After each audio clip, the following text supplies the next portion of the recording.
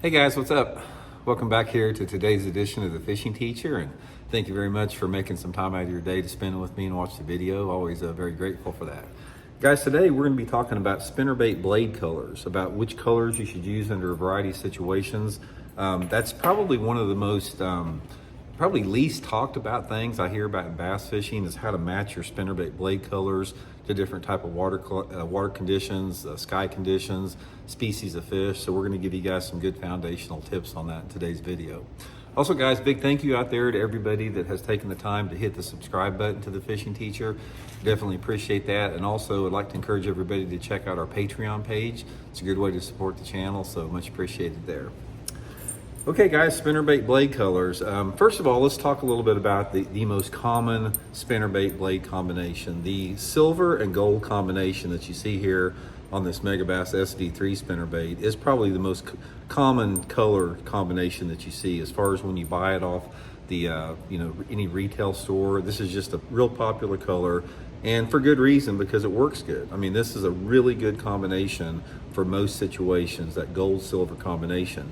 But there are some type of situations that you need to mix and match a little bit easier with that. And one of the things that I would suggest is that you can buy just the individual spinnerbait blades. In fact, I'll link some of just the blade components in my Tackle Warehouse link in the description if you guys just want to get some specific blades. Also, some of my favorite spinnerbaits I'll put in there. But this is the way most of them come when you see them from the factory, is the silver and gold out there. Now, I want to give you guys sort of like a simple foundational viewpoint as far as, how to choose and how to mix and match and change them up.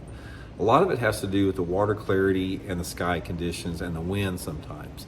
Now, one of the things that I would suggest, guys, if you guys are fishing clear water situation where the water visibility is sort of like over 4 foot in clarity, one of the best ways to catch fish on a spinnerbait in clear water is when you get a cloudy, windy day. You just burn it across the surface, just about an inch under the surface, keep it up high. That's a really good way to catch them. And under those situations, guys, the straight silver combination works good. And specifically a single silver. In real clear water, I usually don't use some type of a double spin. I usually use a single silver willow leaf blade. It works really good with that. That is one like extreme scenario. Now on the other end of the extreme spectrum, which we'll talk about, and we'll talk about everything in between, is actually, I don't have one laid out here, but a copper bladed spinnerbait in dirty water is a really good combination. The copper is something you don't see very often, but it can be really productive in dirty water situations. Also, if you've got water visibility sort of like in that 1 to 3 foot range, a gold is a really good combination. And again, when I use a gold or a silver, I'm using just one blade on it. So say for example, if I'm slow rolling a spinnerbait, water visibility's 2.5 feet deep, I'll put like a single, either gold willow leaf or Colorado on it, depending upon what I'm trying to accomplish out there. Colorado blade works good, a little bit more off-colored water or like rainy, overcast days. And the willow leaf blade's a little bit more versatile because it offers a little bit of vibration, but it really maximizes the flash. So in terms of water clarity out there, sort of that 2 to 3 foot range is going to be good for just a straight gold blade on there. Now there are some other colors in there, like you got some painted blades here. So I can show my painted blade thing here. The painted blades, they work really good, and sort of like a paradox, because they work really good in either really dirty water or really clear water. Now, some of my favorite colored blades are either a chartreuse or a white, like a solid chartreuse or solid white.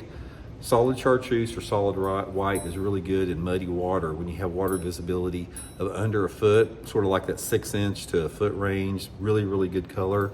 And also a chartreuse or a white blade is really good in gin clear water if you're fishing for smallmouth up north. So if you got water visibility of over 5 or 6 feet and you guys are fishing some of those northern tier lakes, Great Lakes, that type of stuff, a chartreuse or white blade is going to be really good, just burning it under the surface, just like we talked about with the straight silver on there.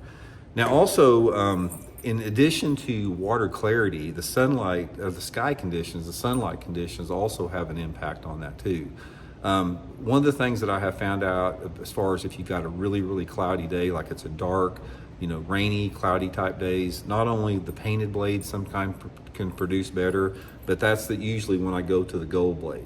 Even if the water is a little bit cleaner, say if it's like in the range I put it before, that's sort of that 2 to 3 foot range for gold. But if you get out there and it's windy and it's cloudy, the light levels are really low. Even if you've got 4, 5, 6 foot of visibility, sometimes that gold can work really good on there.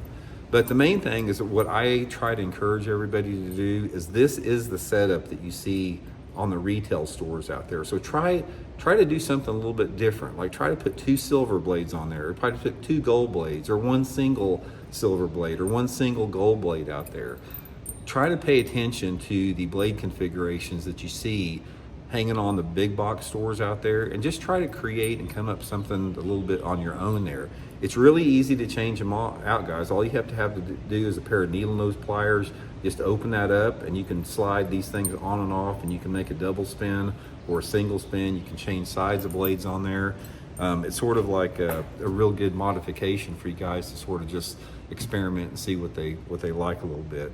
And of course, blade size, not really talk, this video is more about blade color, but blade size also has an impact on that as well. In general, your blade size is going to be larger blades in cooler water or dirty water or windy conditions, and smaller blades in a little bit cleaner water, brighter skies, that type of stuff later in the year. Metabolism has a lot to do with it too, because I found out that a lot of times those bigger blades work a little bit better in a little bit cooler water. And like I said, the metabolism of the fish, for whatever reason, they like a little bit more big thumping, larger blade. And as that metabolism warms up, when those fish get a little bit more active, they like those smaller blades because you can generally reel them a little bit faster. It's hard to reel a big blade fast. They tend to turn on their side, but you can reel a smaller blade fast. So anyway, guys, that's just a few of my experiences on that.